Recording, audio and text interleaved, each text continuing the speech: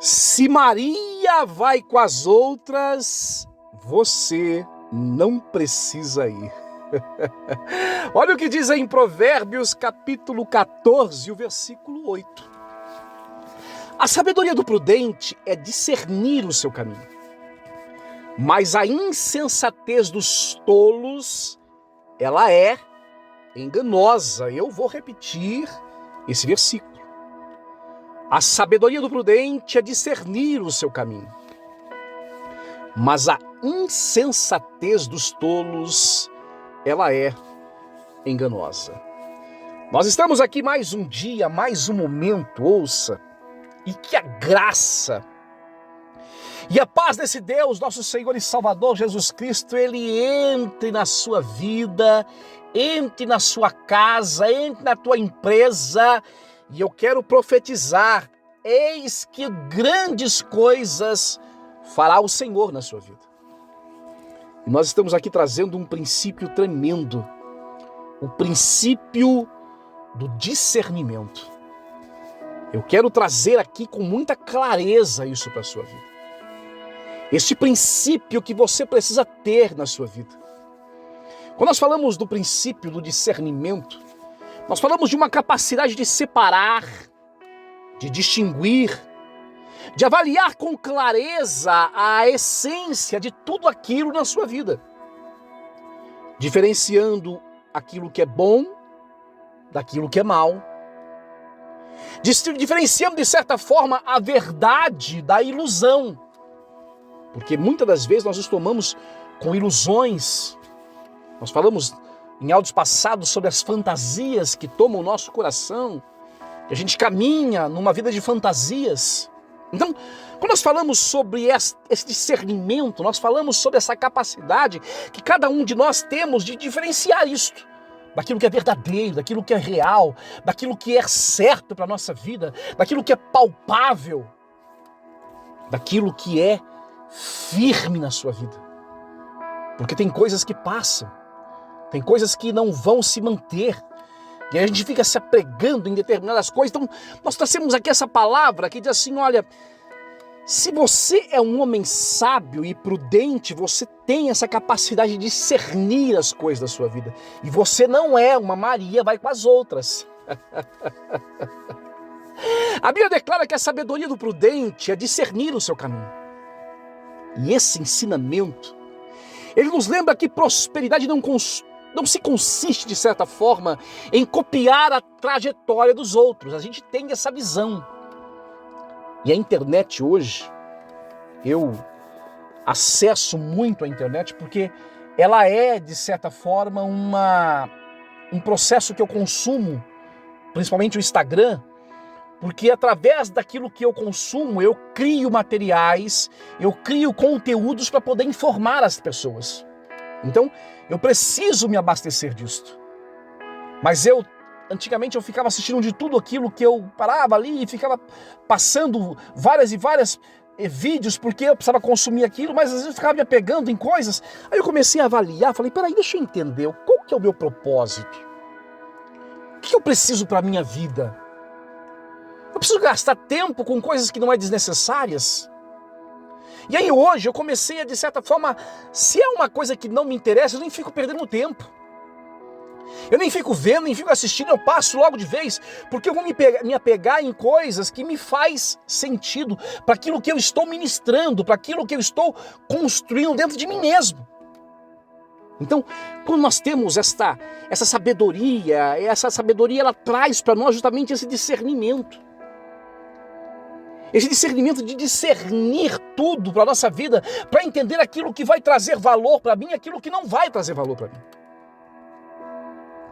Então esse processo que muitas vezes a gente tem de olhar para a vida dos outros e querer seguir aquilo que os outros seguem, muitas das vezes pode ser errado, meu irmão. Você precisa entender que quando nós temos este processo de discernimento na nossa vida, a gente passa a compreender com mais clareza o caminho que Deus está construindo para cada um de nós. Quais os caminhos que Deus está construindo para a tua vida? Não é ir com as outras. Não é ser Maria vai com as outras, porque nem sempre o que o outro vai ter é aquilo que você vai ter. Nem sempre o que o outro vai fazer é aquilo que você tem que fazer, meu irmão. Então, você precisa discernir isso na tua vida. Você precisa discernir isso. E sabe que esse princípio, eu vou falar de novo desse cara, porque ele era extraordinário, ele era espetacular. Caleb. Esse princípio pode ser visto na vida desse cara. Enquanto a maioria dos espias enxergava apenas obstáculos, ele preferiu, de certa forma, confiar naquilo que Deus tinha para a vida dele. Para a vida dele.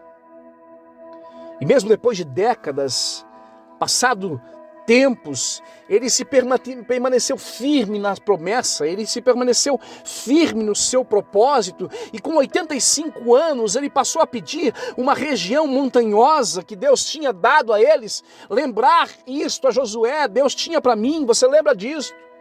Você lembra quando eu fui chamado? Então agora eu quero esta terra que Deus me prometeu, eu quero. E chegou a dizer, olha, mas eu deixo te dizer uma coisa, eu estou aqui pedindo isso, eu estou buscando isso, mas deixa eu te dizer, isso não quer dizer que eu estou aqui para me entregar, não. Se precisar entrar na guerra, meu irmão, eu vou para a luta. Eita. Se precisar arregaçar as mangas, eu vou para cima, não tem problema. Não tem problema. Você vai encontrar isso em Josué, capítulo 14, do versículo 6 ao 12. Eu quero dizer que Caleb, nesse momento em que ele é chamado para espiar uma terra, ele não permitiu que a opinião dos outros definisse o seu futuro. Não permitiu. O seu discernimento se manteve no caminho certo até que ele alcançasse aquilo que ele tinha para a vida dele. Sabe que eu fui estudar. Como nós falamos na mensagem passada, se você não ouviu, ouve, sobre os bereanos, que ouviam a palavra e eles passaram a estudar. Eu fui estudar uma coisa interessante que eu vou trazer aqui. Eu quis saber quanto tempo qual o caminho, qual a distância entre o lugar onde Josué estava, o povo de Israel estava, até chegar à terra prometida, até o lugar que eles precisavam espiar a terra. E aí eu fui buscar esse conhecimento, pesquisar, e eu consegui conhecer que o caminho trilhado por eles era mais ou menos cerca de 800 quilômetros para ir e para voltar. Aí você fala, Daniel, mas por que você foi estudar isso? Querer saber qual era a distância de um caminho até chegar à Terra Prometida. Ou seja, do lugar onde eles estavam acampados até chegar à Terra Prometida era mais ou menos 400 quilômetros para ir, mais 400 quilômetros para voltar. Por que eu estou dizendo isso? Porque eles estavam acompanhados com mais 10 espias. Mais 10 espias. Ouça o que eu vou lhe dizer. Isso é profundo, hein, gente? Para agora tudo que você está ouvindo, porque isso é profundo. Eu tenho certeza absoluta que ninguém nunca te deu essa visão que eu vou te passar agora aqui. Que eu vou te trazer agora aqui. Eles tinham 800 quilômetros para ir, 800 quilômetros para voltar. Eles foram em 12 espias, em 12. 12. Foram caminhando. E aí eu vou te dizer uma outra coisa, eles foram a cavalo, eles não foram de jato. Eles não foram de avião, eles não foram de carro, de carro correndo a 200 por hora, eles foram de cavalo. E um cavalo, fui estudar também, tá? Um cavalo, dependendo do galope que você der para ele corre em média de 40, 50 quilômetros por hora. Dependendo do galope. Mas naquele tempo era diferente, as estradas eram diferentes. Uma estrada ali, meu filho, é cheia de morro, de montanha e tal. Então eu acredito que mais ou menos esses cavalos não faziam muito mais do que 20 por hora. Do que 15 por hora. E óbvio, você andar 50 quilômetros é uma coisa, você correr 400 quilômetros é diferente. Você concorda comigo? Você não vai aguentar correr num cavalo, meu irmão, 400 quilômetros direto. Então eu acredito que eles levaram mais ou menos em torno de um dia e meio, ou seja, em torno de 16, 18 horas para chegar até a terra. E da mesma forma para voltar. E aí para voltar, vamos ser sinceros, para ir é uma beleza, né, gente? Mas para voltar a gente está cansado. A gente está exausto. Então pode acontecer de ter levado 24 horas. Aí você fala, Daniel, mas por que você está chegando nesse ponto que eu quero te dizer? O que você está querendo me dizer com tudo isso que está me falando, Daniel? Eu estou te dizendo com isso que eles tiveram mais ou menos 24 horas para voltar do caminho. E quando eles voltaram, eles já voltaram com a visão de que a terra era boa, mas existiam graves problemas, existiam gigantes, existiam situações, e 10 desses espias estavam inflamados por um sentimento negativo, por uma mensagem negativa que ia ser transmitida para aquele momento, que ia ser passada para Josué, e principalmente para o povo. Naquele momento, você imagina 24 horas você voltando com 10. Gente, deixa eu te dizer algo, não era 2, não era 3, não era 4, não era 5, não. Eram 10 homens com o mesmo pensamento, não vai dar para nós. Não vai dar, não vai dar, não vai dar, porque é isso, porque aquilo, reclamando. E você imagina ali 24 horas esses caras batendo da tecla, não vai dar, é ruim, não vai conseguir. Ou seja, 10 contra 2. Aí existe aquele dito que a gente fala que a maioria vence. Já viu esse ditado? A maioria ganha. Então, quando a gente fala que a maioria ganha, a gente quer dizer que a gente acaba sendo vencido pela maioria. Mas eu quero trazer que Caleb, naquele momento ele olha para aquela situação e ele fala, não, meu amigo, não. Eu vou guardar aquilo que eu vi. E eu vi a promessa, eu vi algo novo, eu vi algo tremendo que Deus vai fazer. Ele não se permitiu ser levado com as Marias. Ele não permitiu ser levado pela opinião dos outros, mesmo ele tendo que voltar por horas e horas num caminho aonde as pessoas com certeza eles falaram várias vezes ali, meu irmão, ouça. Ele estava falando da terra prometida, cara. Você acha que durante todo esse caminho, toda essa cavalgada, eles não vieram reclamando de lá aqui? Eles não vieram falando coisas e mais coisas? Esse cara, naquele momento, Caleb podia muito bem falar, não, cara, é verdade, né? Você está dizendo certo. Porque uma coisa é você ouvir um cara falar 1 hora, 2 horas, meia hora, 5 minutos, 10 minutos, mas você imagina você ter um cara durante todo um tempo inflamando você, dizendo que aquilo é negativo, mas não. Ele falou o quê? Eu não sou Maria, vai com as outras, não, meu filho. Eu sei aquilo que Deus tem para mim. Eu sei do meu propósito, eu sei do que Deus quer para a minha vida. Então eu não vou ser deixado levar por aquilo que os outros dizem. Não, eu não vou deixar. Caleb não permitiu que a opinião dos outros definisse o seu futuro. Seu discernimento, de certa forma, se manteve firme no caminho até ele alcançar aquilo que ele desejava, que era a promessa. Eita, que tremendo isso. Gente, você precisa nesse momento pegar essa mensagem e expandir ela. Mandar para o seu filho, mandar para o seu irmão, mandar para o seu amigo, porque eles precisam ouvir isto. Eles precisam ouvir isto. A psicologia financeira, ela explica que a comparação constante é uma das maiores fontes de insatisfação e de, na maioria das vezes, decisões equivocadas. A gente tende a ter esse processo de comparação. Vamos ver o que o outro está falando, porque o que o outro está falando é o certo. Vamos ver aquilo que está sendo dito, porque aquilo é o certo para a minha vida. E às vezes a gente acaba se comparando e buscando essas comparações, e essas comparações se tornam um problema. Eu quero te dizer que quando alguém tenta reproduzir a realidade das outras pessoas, elas passam a consumir mais, a investir ou até mesmo ser motivadas por expectativas externas, perdendo a vista os seus próprios objetivos e também valores. Eita, que tremendo isso. Quando você tenta reproduzir a realidade das outras pessoas, você passa a consumir mais, a investir e até mesmo trabalhar motivado por expectativas externas. Na maioria das vezes, até mesmo perdendo de vista os seus próprios objetivos e também valores. Cara, eu poderia, durante todo esse caminho, por que eu fui lá buscar? Entender quanto tempo faz, qual foi a distância percorrida. Porque foram 10 homens com seu coração inflamado de negatividade, e que eles passaram a olhar tudo aquilo e dizer, não, olha, não é o caminho, não é por aqui, não é isso. Nós vamos morrer no meio desse povo, esse povo vai matar a gente. Foram horas caminhando, ouvindo tudo aquilo, E eles não deixaram ser corrompidos com aquilo. Eles não perderam os seus propósitos, eles não perderam os seus objetivos, eles não perderam os seus valores. A educação financeira, deixa eu lhe dizer, ela incentiva um planejamento personalizado. Você precisa entender isso, que cada um de nós temos um planejamento. Cada um de nós temos uma organização, cada um de nós temos uma forma de viver. E nós precisamos entender que nós precisamos personalizar segundo a nossa vida, segundo a nossa realidade. Cada pessoa possui uma história, cada pessoa possui uma responsabilidade, cada pessoa possui recursos e até mesmo desafios diferentes.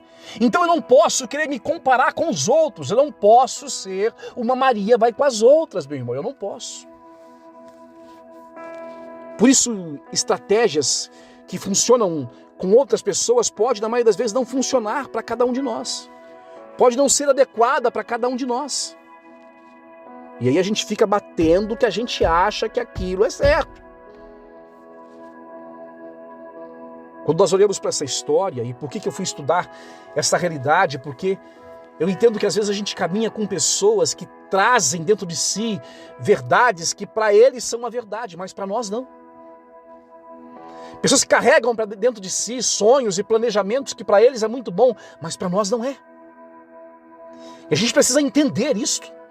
Quando eu olho para a vida de José do Egito ele teve uma realidade, ele teve sonhos. Deus mostrou coisas para ele.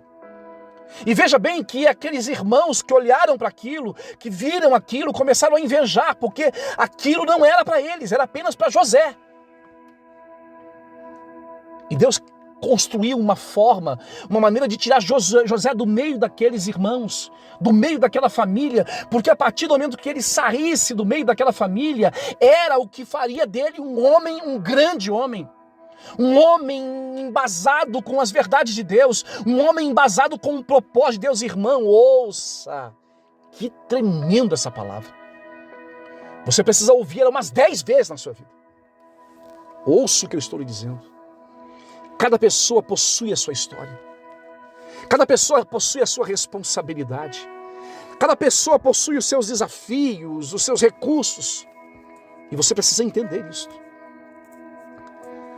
A verdadeira inteligência financeira, ela nasce quando compreendemos a nossa realidade e tomamos decisões coerentes com cada uma delas.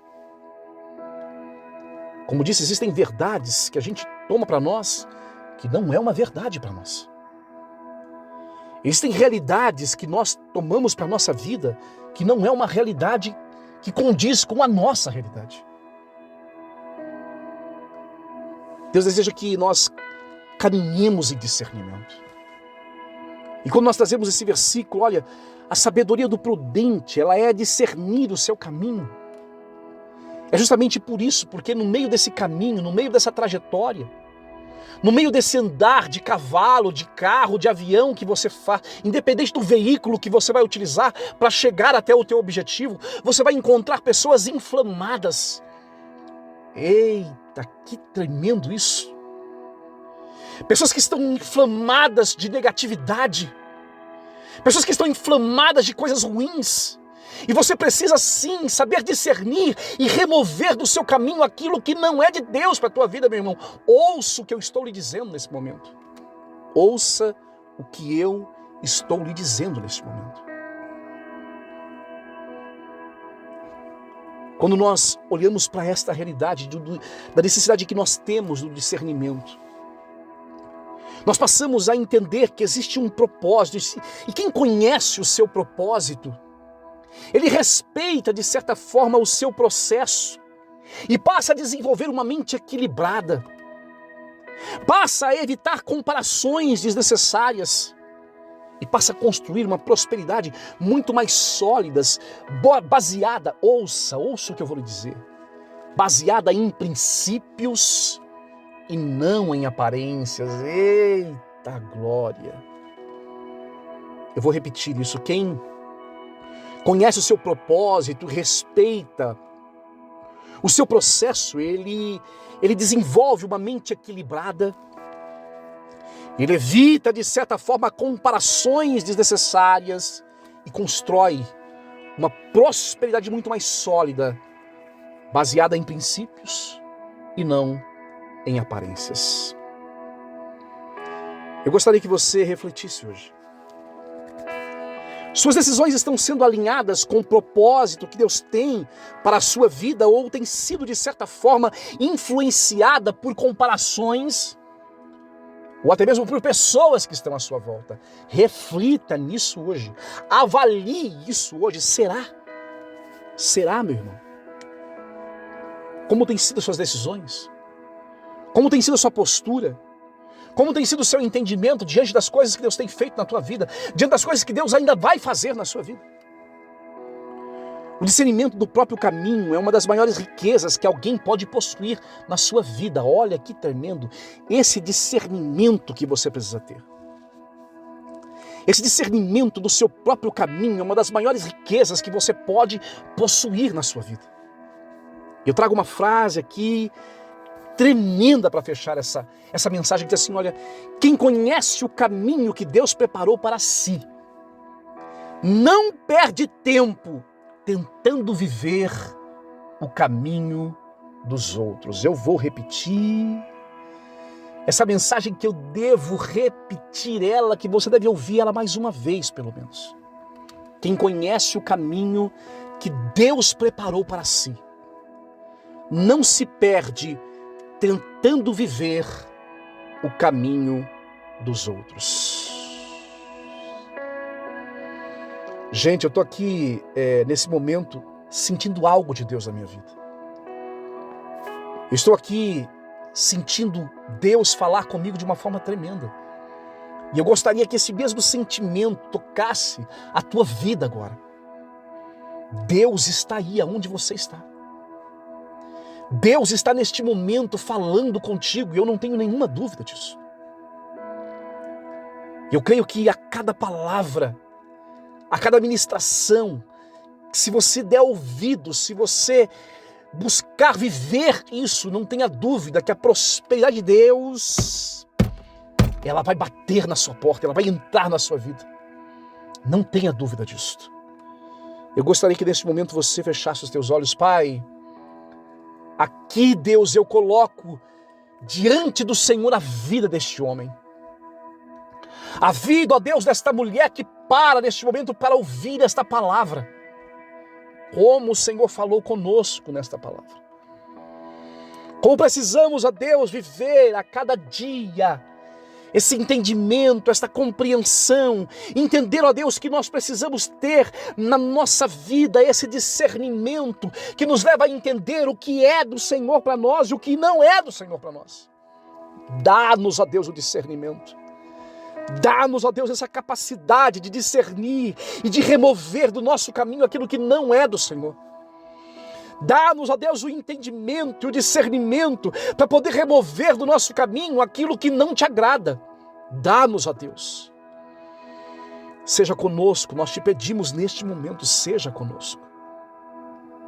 E eu creio que a cada dia o Senhor fará grandes coisas no meio de nós. Seja conosco, é o que nós te pedimos em o nome de Jesus. Que Deus abençoe a sua vida. Comente agora essa mensagem, comente o quanto Deus falou contigo. Comente, compartilhe. Porque eu tenho certeza que essa mensagem foi do trono de Deus para a sua vida. Que Deus te abençoe e nós nos vemos no próximo podcast. Até lá.